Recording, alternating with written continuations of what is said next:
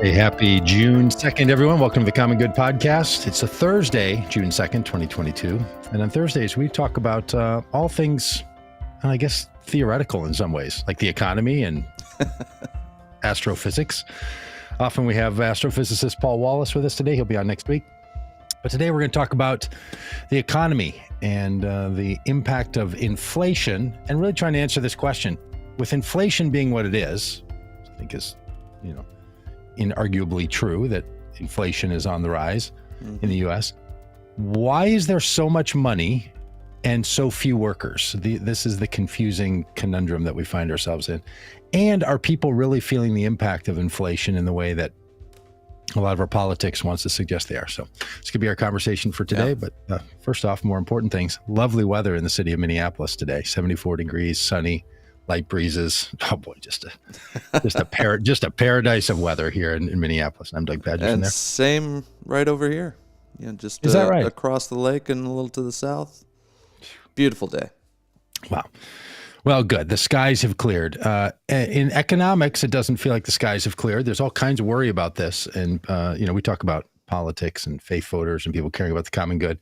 And the economy is something you really want to care about if you care about the common good, right? There's just almost few things that impact everyone as much as the economy. Now, having said that, certain people are impacted more by the economic shifts, and some people are affected less, depending on where you are in the economic system. Very wealthy people see a lot of stability no matter what. Mm-hmm. People that live at the lower end of middle class and the upper end of what is considered low income in this country, based on how much it costs for a family or an individual to live, those people experience a lot of fluctuation when the economy moves, because little marginal moves in gas and grocery bills, prices, just starts taking a real pinch out of it. So while everyone's impacted by the economy, not everyone's equally impacted by the economy. And so when you talk about inflation effects, it's not evenly distributed across our society. And depending on what portion of your income you spend on certain things and how much freedom you have to spend money on something or not spend money on something also works. And every time there's an economic change, wealthy people have figured out how to use that for their advantage, right? Yeah. It's one of the things that wealthy people have figured out, and that the system leans toward, is that the wealthier you are, the more you have flexibility to be financially successful, no matter where the economy finds itself. So that's a group that you don't really have to worry too much about. And, in the United States, Republicans are very concerned about that crowd. So they want to make sure that, the wealthy people, as sort of the money bags of our society, make sure they have enough so the rest of us can get a little trickle so down. They can trickle down to us. Yeah, that's the myth anyways. Do you think people still talk about trickle down? Is that still a thing? I haven't heard that in a very long time, but it sticks in the brain. I feel like that, and job creators, like these rich people are the job creators. I feel like I still hear that. Like we got to make sure they're happy, still have a lot of money to spend, and buy yachts so that the yacht builders are in business. And well, yeah. When was the last time you worried about yacht builders? I mean, those are real people. Those handcrafted yachts are actually made by real people's hands. Yeah, that's very apropos of this conversation. But here's what strikes me, and everyone's been asking this, why aren't there workers? So just in the last couple of days, my wife said to me just yesterday, last night, she said, wow, at our natural foods co-op. So we shop at one of those grocery stores that are kind of like a Whole Foods, but a little bit smaller and cooperatively owned. Like a local co-op. Co-op, yeah. Yeah, really, and people that work there tend to work there because, they're treated well, of course, top quality food products that you pay top quality prices for, of course. Mm-hmm. But also because people believe in it, right? They want to work in a system that's not corporate owned. And it's a little way to make the world a little better. A little better. Well, they've had to close the deli. They've had to close the coffee little bar in there. They've had to close, I think on the weekends, they've had to close the meat counter because they don't have employees to work there. This is one of those places that you would have thought in the past would have been protected from some of the more large scale shifts because people want to work there. Same thing. I stopped by a Chipotle, a restaurant that used to be top quality food, and now I have found it to be just intolerable. You know, when I want an upgrade, I go to Taco Bell because our local Chipotles have just fallen in quality. But for whatever reason, I was having a hankering for their guacamole and chips, and went. And there was a sign on the door that said, "Starting immediately, this location is open Monday through Friday. Closed on Saturdays and Sundays." More people eat there, you know, on weekends than sort of any other time. I'm guessing the only reason for that is they can't get employees to come and work there. Especially on the weekends. Especially on the weekend. I mean, they could probably find people for Monday through Friday, but. Yeah, or the crush of you might be right. I was thinking the crush of customers on the weekends means they have to fill so many spots they just can't get there. But you're right. Maybe it's that some of the very same people that are willing to work there during the week are like, I don't work at weekends. You know, I'm a Chipotle employee. So that's curious to me, right? That big places, big corporate, you know, food service, front-facing food service places that have often brought in people at the lower end of the job-seeking, you know, scale. These are not professional careers for the most part. Somebody, maybe a manager at a Chipotle or a manager at the co-op, but other people work there for a whole lot of other reasons that aren't like, this is my career track. You know, I'm in professional development or something. So there's always been those employees, right? And businesses have always thought, we don't even have to pay those people very much, right? That was the thing about minimum wage. Like, we cannot pay people very much and they'll still do this job. That's why we don't want the minimum wage to be so high. Keep the minimum wage, the argument goes, as low as possible, because people are going to be happy with that work.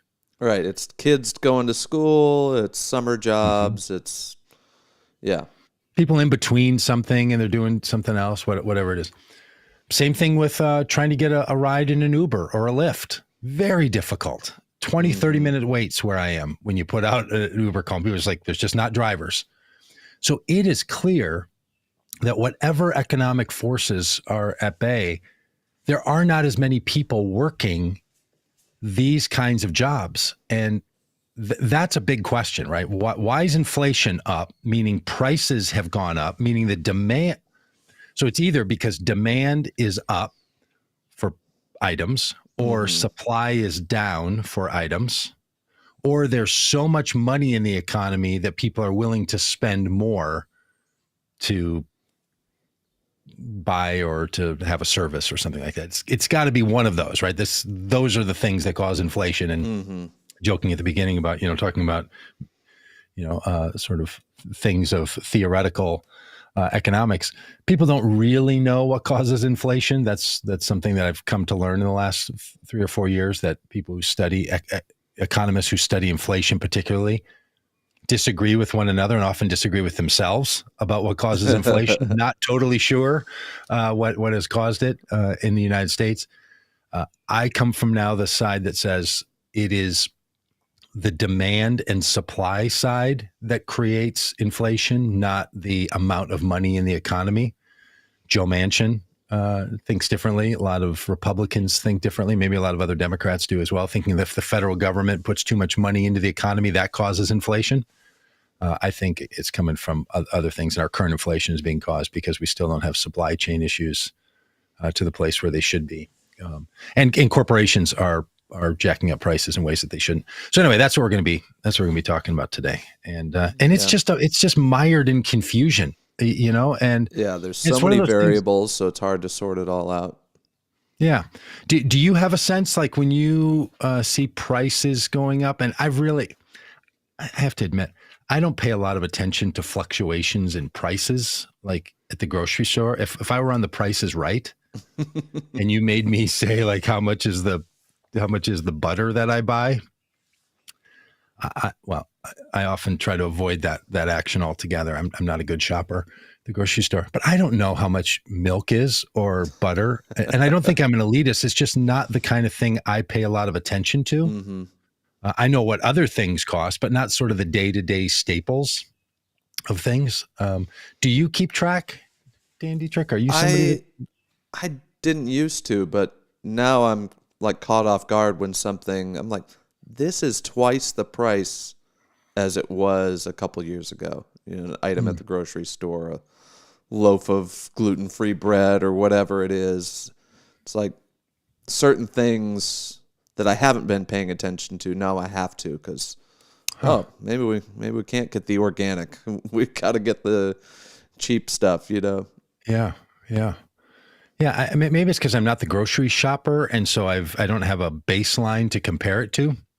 There are times I buy things and I'm like, what? Like you get to the register and it's like you went to Target and you can't get out of there for less than $100, and it's like, are you serious right now?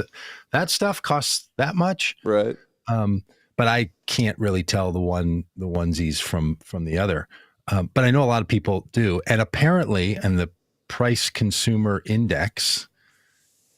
consumer price index, the CPI, consumer price index, this thing that's the big basket of items that they keep track of, and then they test those prices against those same items months and the year earlier.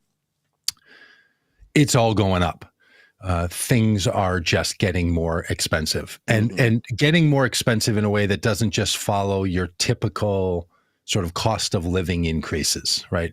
The people who play with money at the national and international level, they want there to be some inflation. In fact, in the last 20 years, the monetary forces have been worried that there's not enough inflation in our society. The reason that interest rates from the Federal Reserve were at 0 was they were trying to cause a bit of inflation. They want 1%, 2%, 3% inflation every year. You want things to keep going because that means that there's more money coming. You're expanding the economy and things are increasing.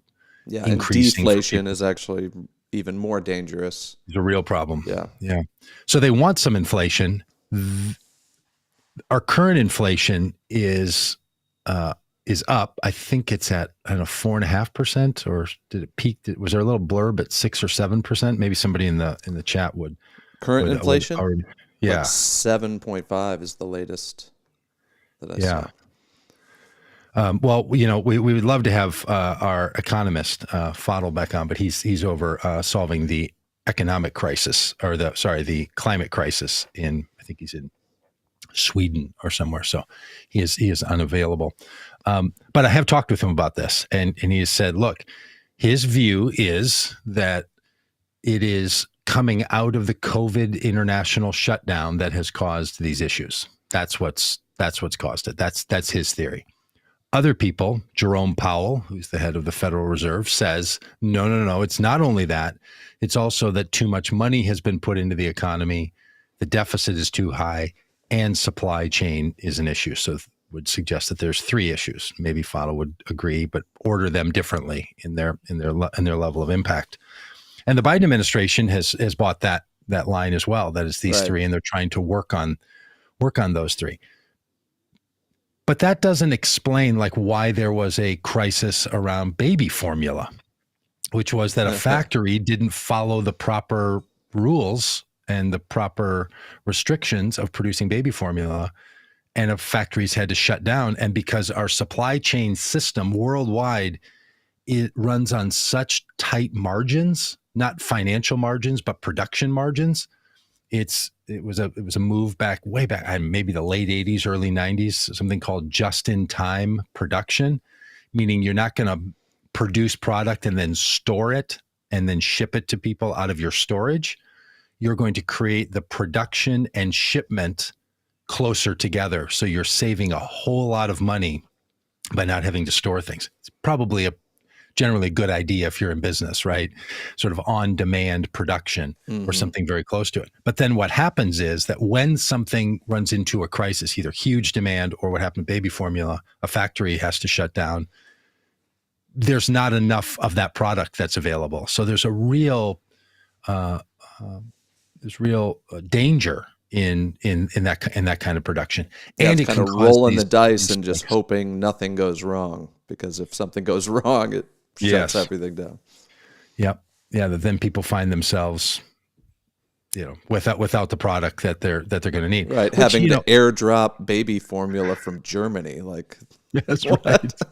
Right. Putting it on airplanes and flying it in. And fortunately, the federal government can do such things. And the federal government, because we create our own currency, can just spend whatever amount of money on these efforts that we need to, whether it's flying weaponry shipments into Ukraine or flying baby formula into the United States. The U.S. federal government can just spend that money. They don't have to have had it budgeted somewhere or something else. They can just spend it, and it just takes place and happens. And then they can align that to a budget later if they want to, but they're not stuck with, like some of us are, where we're like, we're running out of money in my bank account, and if once there's no more money in there, I don't have any more. The federal government doesn't have that restraint, doesn't have that problem. But the federal government is not the economy. The two things that are not the economy, the federal government is not the economy, and the stock market is not the economy. And so both of those entities can do well in our society while the economy struggles. And that's what's happening right now. The stock market continues to reward people insanely because profits in companies continue to go up, and therefore the perceived value of stocks in those companies continue to go up. Yeah. In other words, people continue to believe that businesses are worth more money, so their value is higher to buy their stock. Mm-hmm.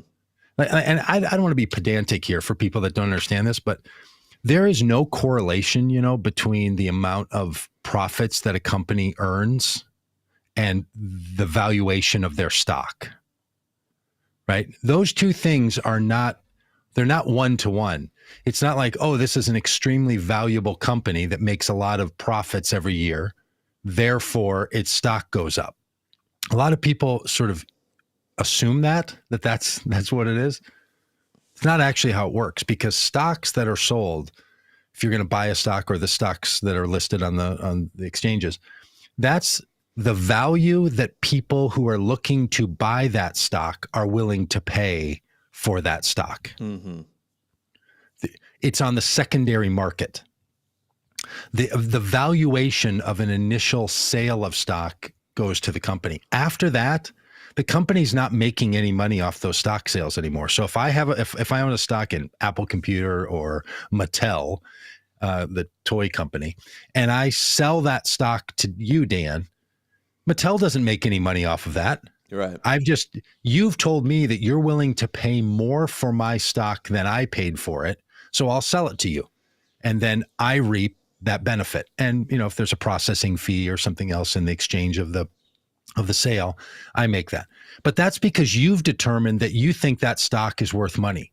And it could be that a company is declining in revenue, and you're thinking it's about to become more effective, more valuable in people's mind. More people are going to want to own this stock, so you're going to be willing to pay more for the stock.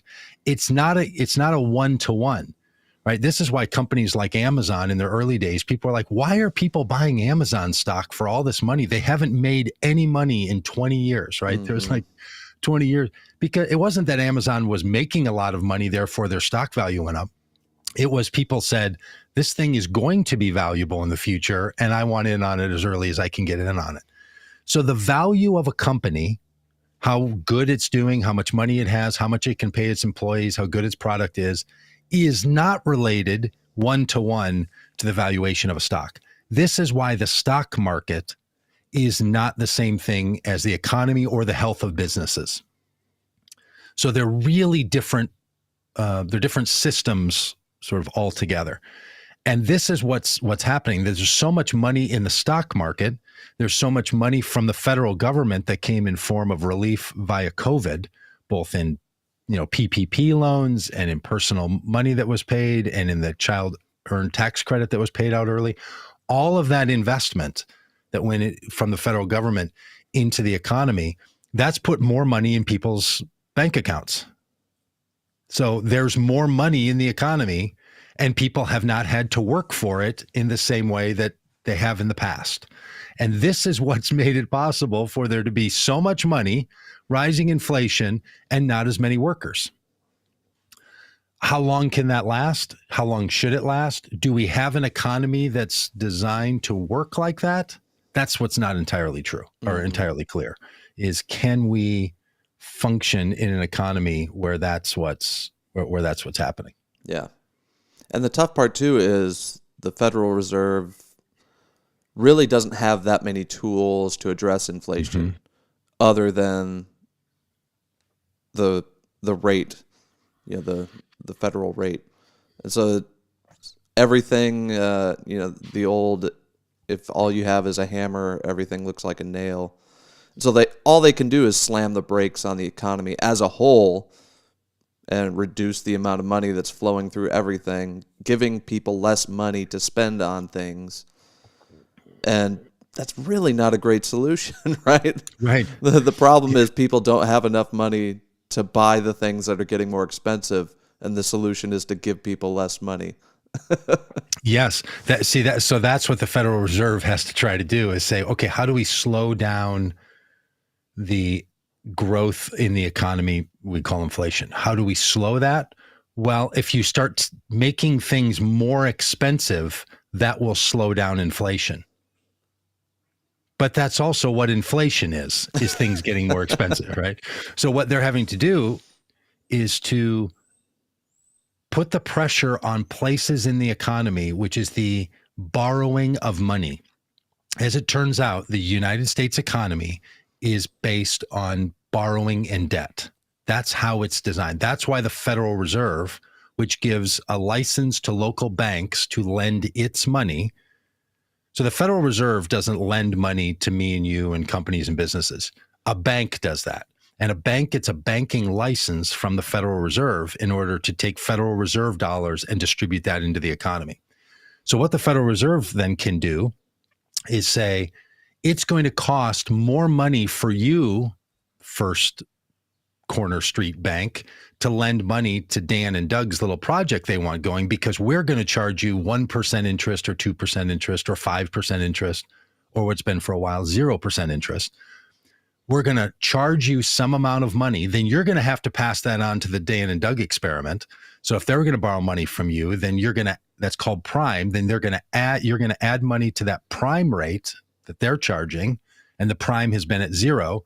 So banks can lend money for 2% or 3%, make their 2 or 3%, and the federal government is not extracting any money out of the economy. So what's happening is that when the Federal Reserve lends money like that, and they raise that interest rate, it makes borrowing of money more expensive. That's a way that the federal government starts to take money out of the economy. This has been the big revelation to me about understanding modern monetary theory, that MMT is willing to explain that what the federal government can do is put money into the economy and take money out of the economy. The two ways they take money out of the economy: taxes, so that removes money, so there's not as much in the system, and interest rates. Interest rates is another way. So when you pay interest rates on a loan and some of that is being paid to the Federal Reserve, that money is then removed from the economy. It's taken out. So now there's less money. And the Federal Reserve is like, if inflation is happening because there's too much money, let's take some money out. And we can do that by turning that little dial and start to increase 0.5% of interest. So this is where you hear all this conversation about them saying they're going to raise interest rates 0.5%. They're like, if we do that across the board, we know all the loans that are going out, that's going to start to reduce the amount of money that's available. So we're going to not have as much money in the economy. So the MMT people, me and Fadl and Stephanie Kelton and that whole crowd, they say, like, that's not the place to impact inflation. Inflation is not going to be adjusted by this little 1.5-2% loan rate increase. It's going to only happen on the supply side. That's where inflation is going to become a problem. Only is a strong word. That's primarily where, like, 90% of the time where inflation pressures are going to come is on the supply and demand side of products, not on how much money is available. So my argument would be, go ahead and put that money into the economy. And by the way, the Federal Reserve doesn't need the money. It doesn't have to charge interest rates because it's like, hey, everybody's got to make a buck. Federal Reserve literally doesn't have to make a buck because they make the dollars. They truly make them. They print them at the Treasury, right? That's what they do. They produce those dollars. So they don't have to earn, they're not earning 0.5%. They're removing 0.5 or 1 or 2% from the economy. That's how they're trying to slow it down. Yeah. And they'll tell you, all of them will say, here's the thing.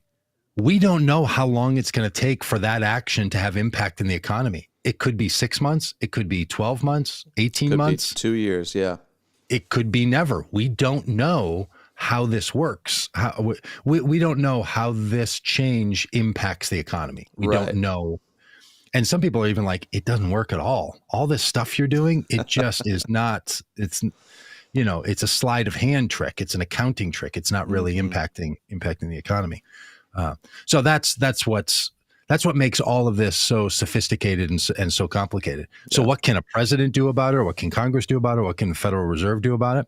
Well, there's a small number of things, but some of these are just economic conditions that exist totally outside of the choices of any elected official. Yeah, that's what's been funny to hear the criticism against Biden about like supply chain issues and baby formula.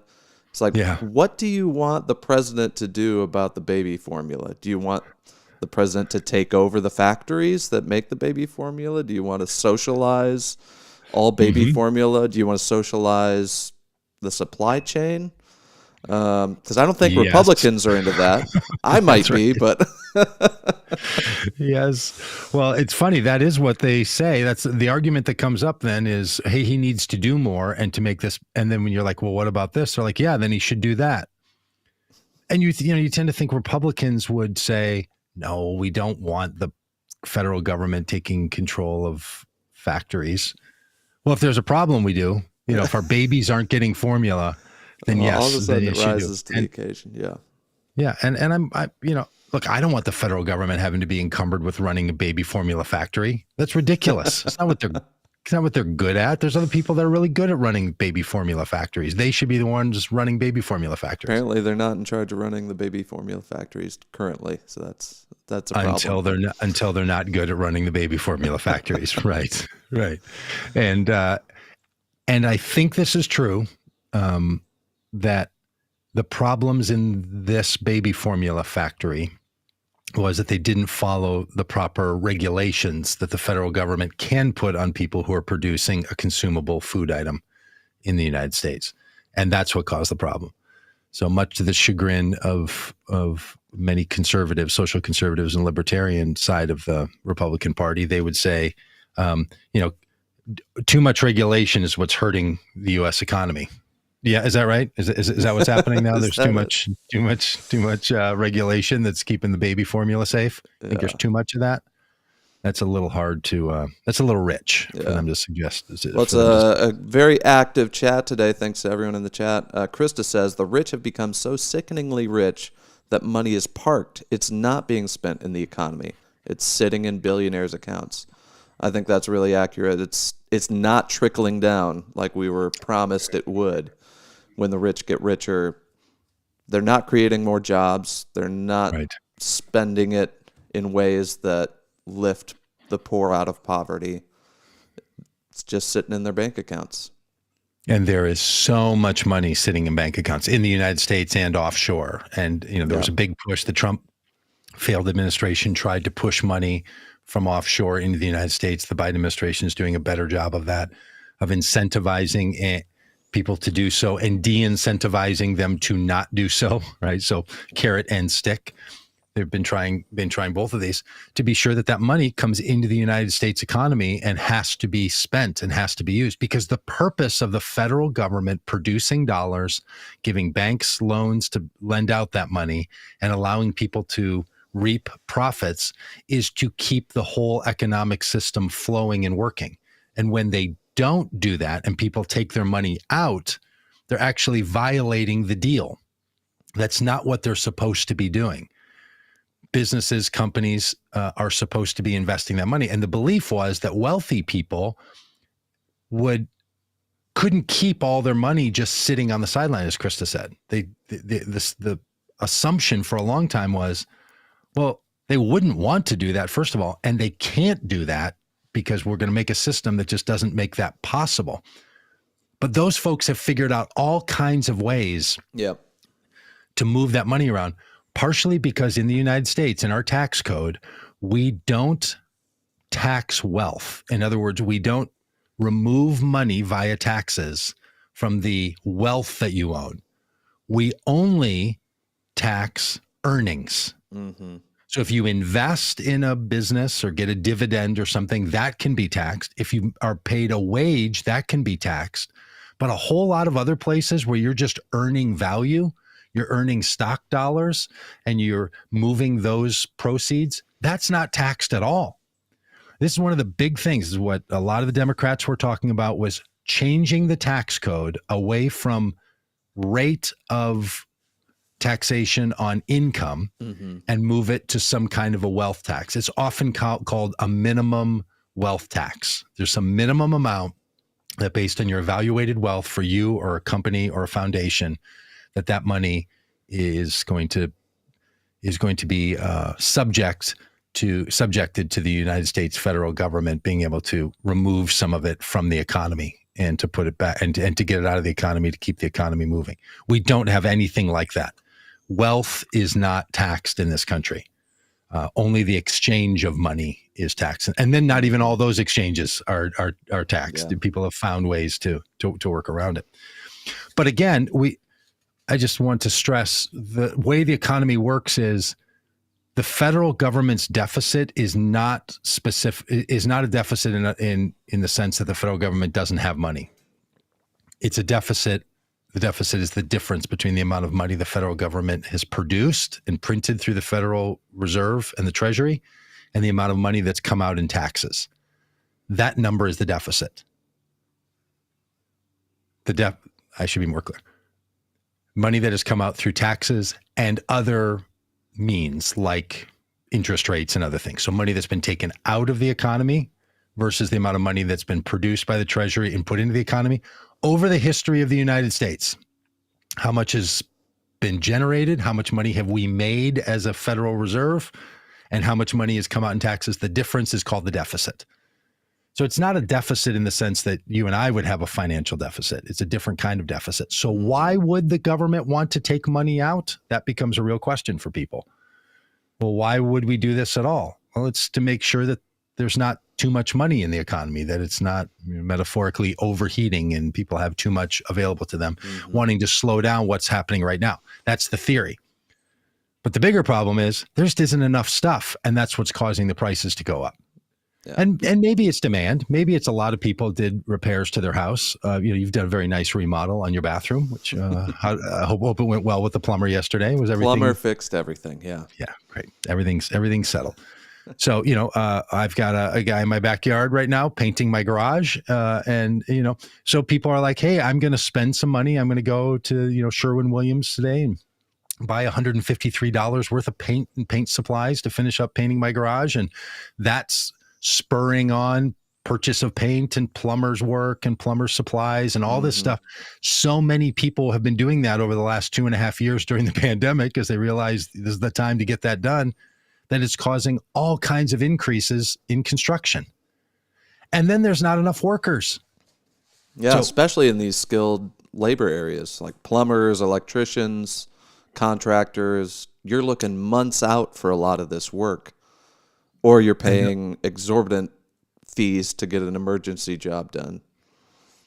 So we have a couple of statistics from some articles here that certain companies are making a lot of money during these difficult inflationary times. Here's what's amazing is corporations have been raising prices on American consumers, American companies have, as their own profits surge.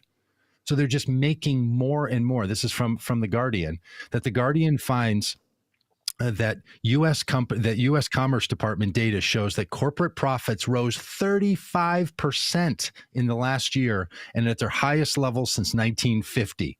Inflation, meanwhile, rose to 8.5% a year over year in March. Yeah, this is absolutely enraging to me that under the cover of supply chain, we've got to, we're the victims here, we have to raise our prices. Sorry.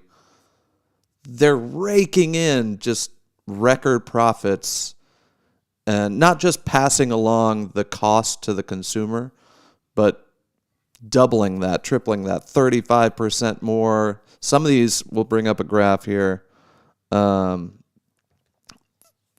They're Chevron's making 240% more profits. Oh my goodness. Well, Steel Dynamics profits increased 809%. The company was, quote, not materially affected by inflation as higher prices exceeded increased supply chain costs. So steel producers, Steel Dynamics, one of the larger steel producers out of the United States and around for steel all over the world, is like, this is working for us. People are building.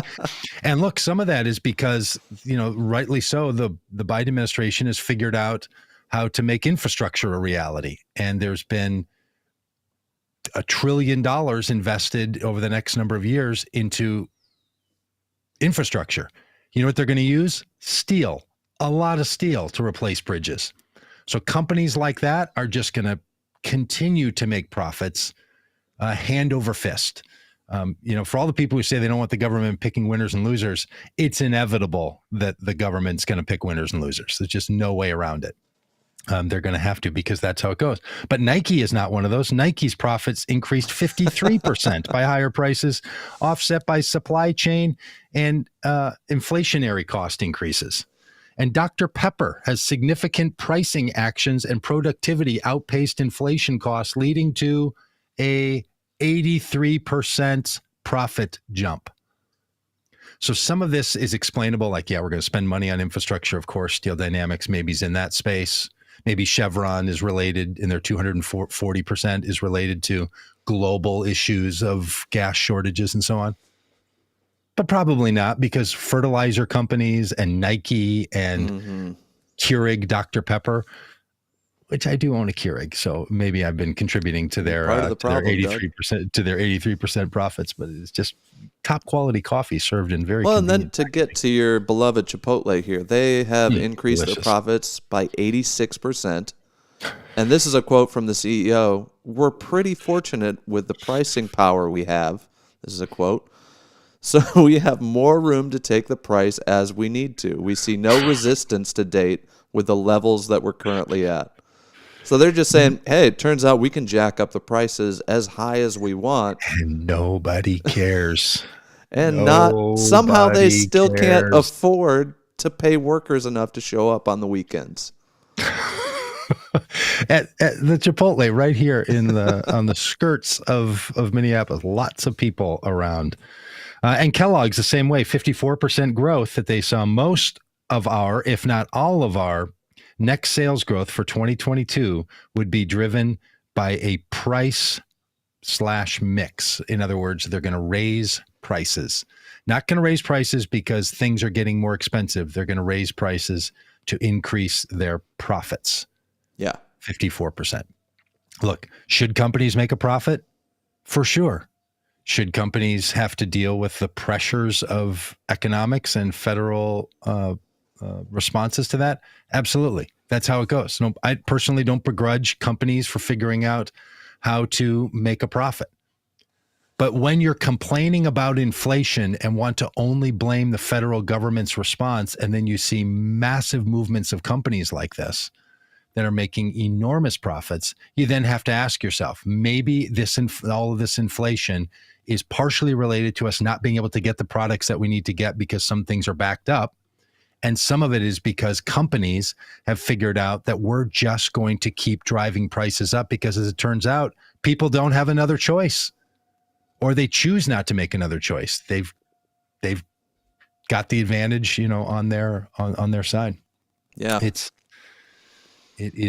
is nutty. Yeah, look at this one. If you're not on the screen and you're only listening on the podcast, we'll try to explain this to you. But it's those same numbers in a bar graph.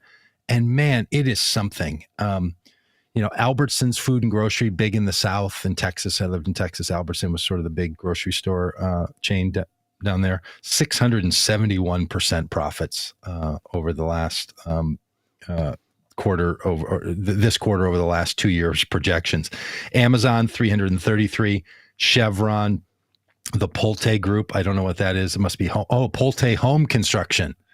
Yep. Pulte. Now, also in Texas. I lived in Texas for a while and learned a lot about that part of the world.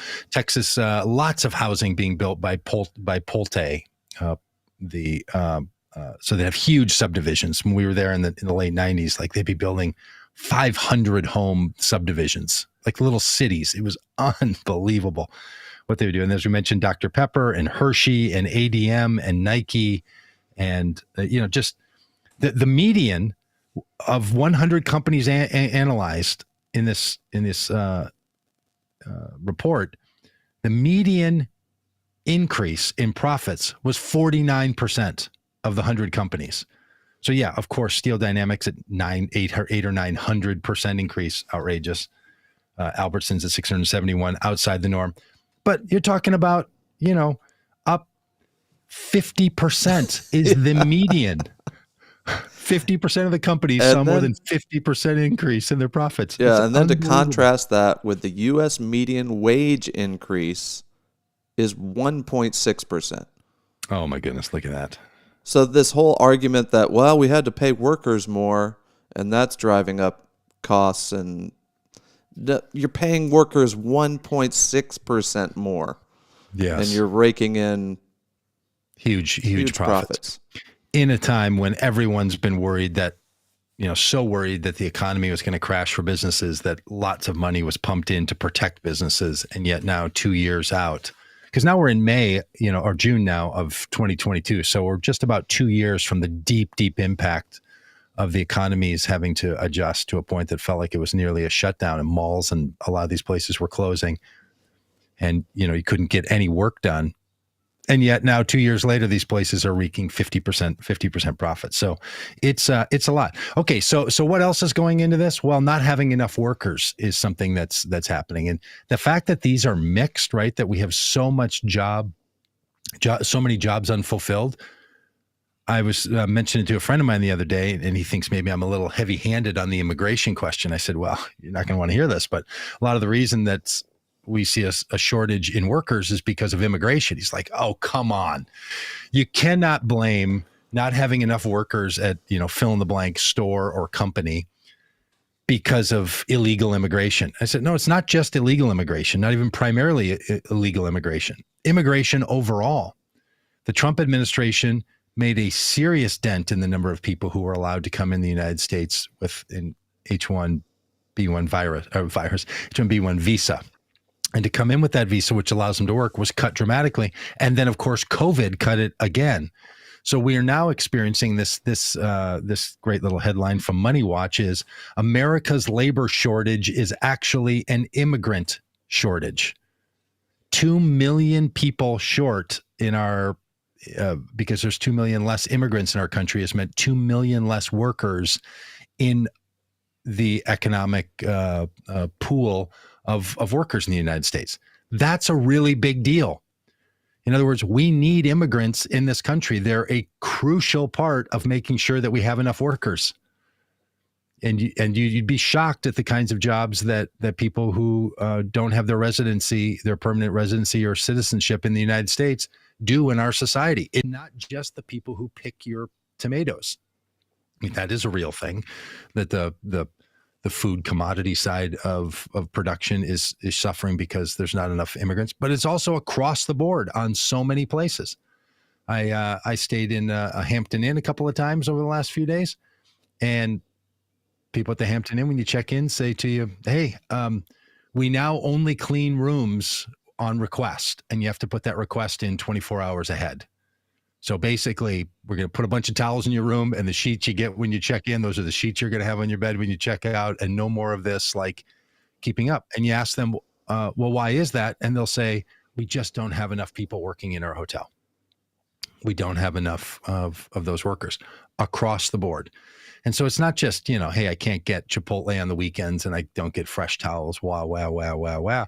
It's really an issue across the board in our economy, from people that do those kinds of jobs to a whole range of jobs that people fulfill, that immigrants fulfill in this society. So if we want to solve this problem, open the immigration process, allow millions more into our country.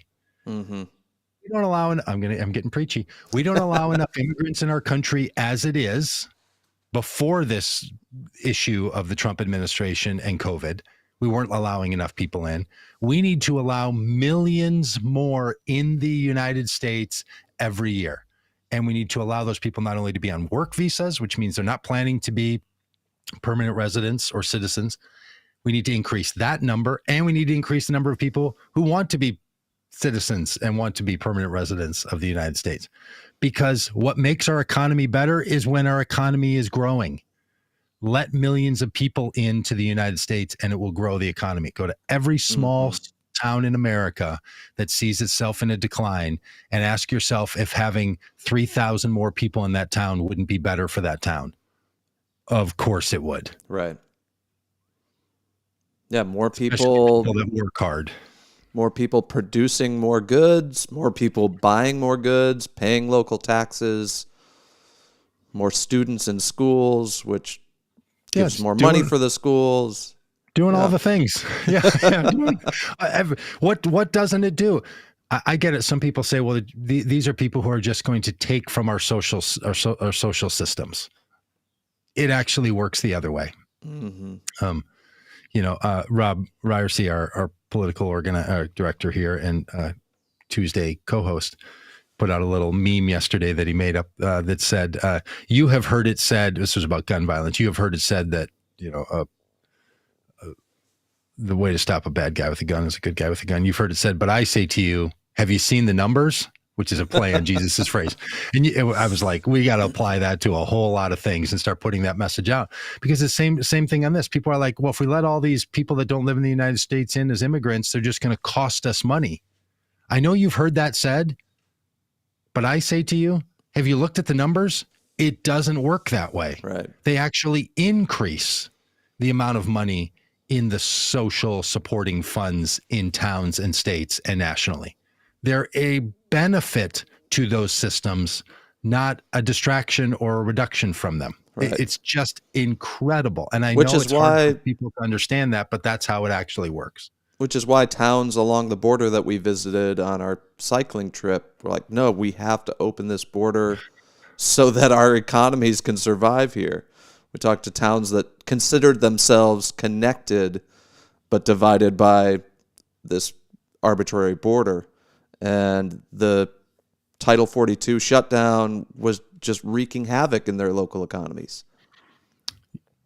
Absolutely.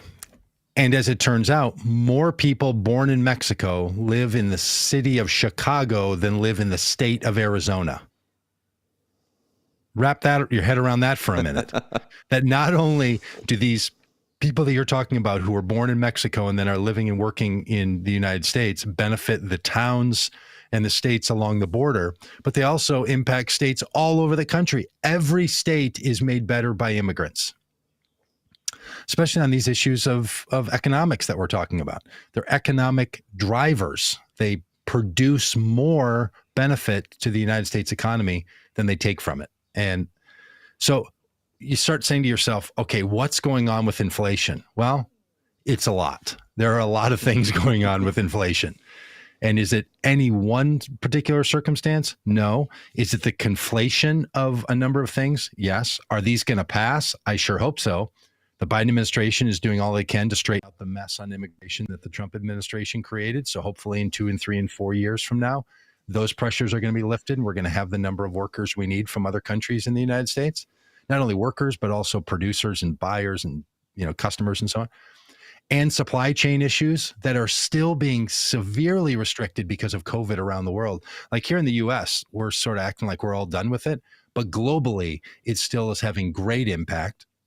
And so much of the financial investment that came into the United States from the federal government to get us through the COVID periods, that's all timing out now. And that money is going to move out of people's bank accounts and be absorbed in the rest of the economy. We're going to get back to something more typical to where we were. And are we going to end up with an economy that built back better or with one that built back pretty much identical? That's still an open question. I sure hope it's going to have built. It's a tongue twister. Going to have built back better. It is. It's like they created a Peter Piper picked a bag of pickled peppers. That Joe Biden wants to build back better. I hope we build back better, but it's not entirely clear that we're going to end up with anything that's not pretty close to, a non-identical twin economy to what we've had for the last 30, 40 years. Just new bridges. Yeah, I'm looking for the quote in the chat, but someone mentioned that the COVID shutdown, as bad as it was an opportunity for things to change. It was a disruption to the norm, and we had an opportunity to not go back to the way things were, because the old normal wasn't working for a lot of people already. But it does seem like we're just rushing to get back to that old way, that comfortable way of doing things that really wasn't a great system to begin with. Yeah, a lot of people were really negatively impacted by the way the economy was functioning, and we have not made the decisions, nor does it seem like we're going to make the decisions that are going to change that for the to some other kind of an economy. That getting back to normal is probably more likely than changing the norm to something better. But look, we're all going to be talking about inflation for a long time because it's going to be around. And frankly, we've been talking about inflation in this country, either that it's happening, that it's not happening, or the fear that it's going to happen. It's around all the time. Mm-hmm. So I get it that people are like, well, boy, now we're having to talk about inflation. It's more public partially because the press is helping people to understand that it's happening. It explains a lot, explains why prices have gone up. It's important that people know that, and they don't just think it's just them. Most obvious to that, some food prices, but it's gasoline. And the fact that we're still a country based on fossil fuel burning in our vehicles, the increase in gas prices is noticeable.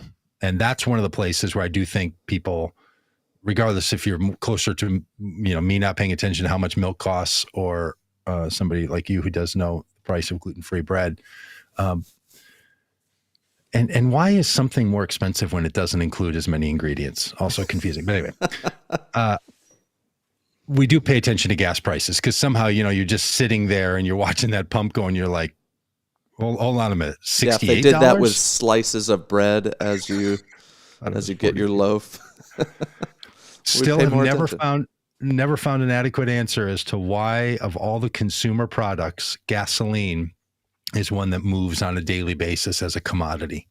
Why that? No other product changes day by day, or sometimes during a day. Yeah. some guy has to go out there with a long stick and change the number on the gas sign.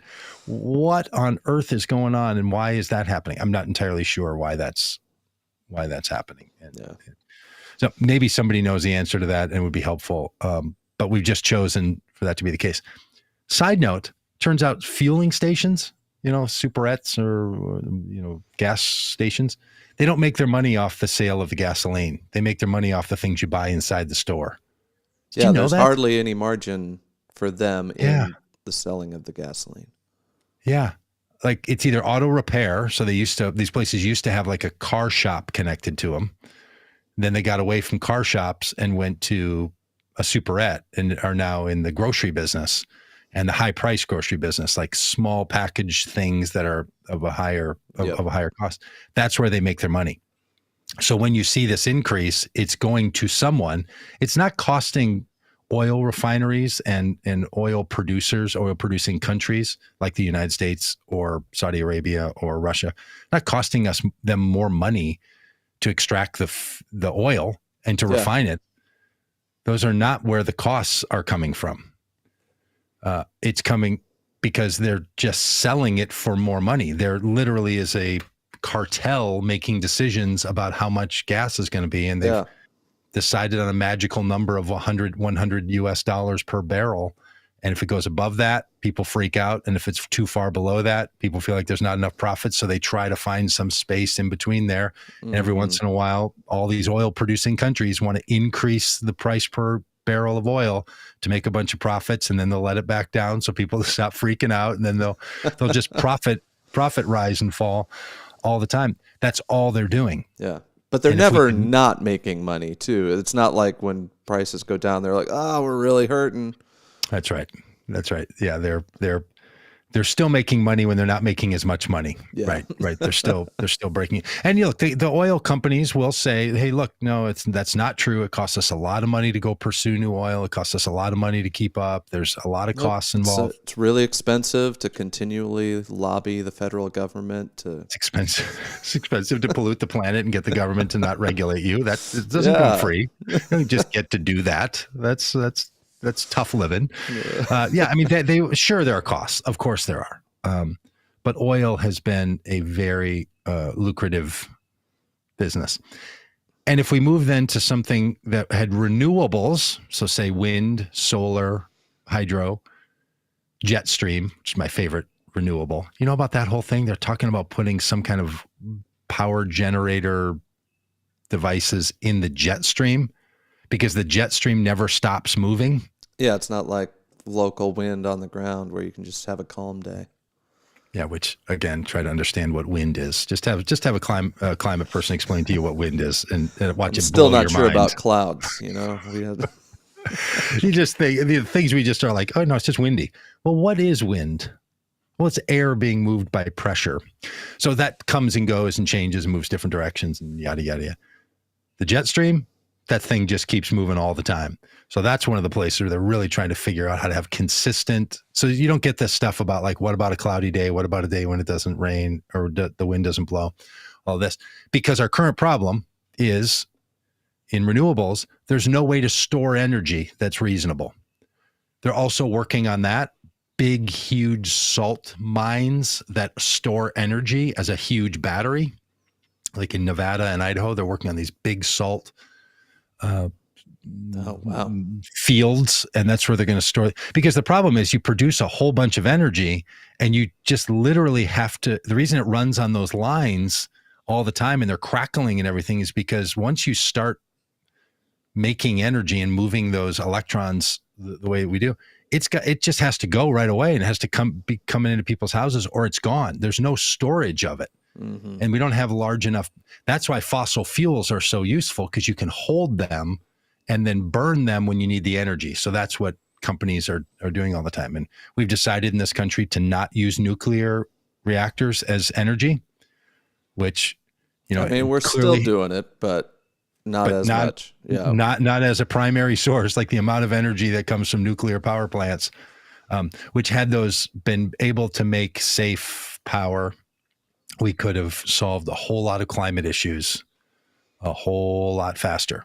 Turns out that didn't happen. So now you're talking about other things where they have to figure out either how to store it or how to produce it consistently so we never have a blackout. Like they're talking about this summer already, predicting in certain places, including California, that there's going to be rolling blackouts. They're like, we know how much power is going to be used. We know how much power we can produce. There's not enough. It's not enough. Our power grids are not designed, and our power system is not designed to do this. Yeah. Had we moved to something, and when we do ultimately get to something, not just what you put in your car, but how everything else is powered, that it's not burning off fossil fuels, that's going to help these prices a lot. And that's part of the reason, of course, why some industries oppose alternative sources of energy to the fossil fuels, whether it's gas or whether it's natural gas or fuel in our cars. It's what they don't want, because that would really be crushing to those industries. Yeah. But we moved from like whale oil and coal for the most part, and now we're into burning of fossil fuels, and that's going to go away at some point when the technologies allow for it. Yeah, we've shifted before, and we'll shift again. Yeah. Well, thanks to everyone in the chat. It was a very active chat. Thanks to Krista, to Bob, to Cole, to Carol. Jesus.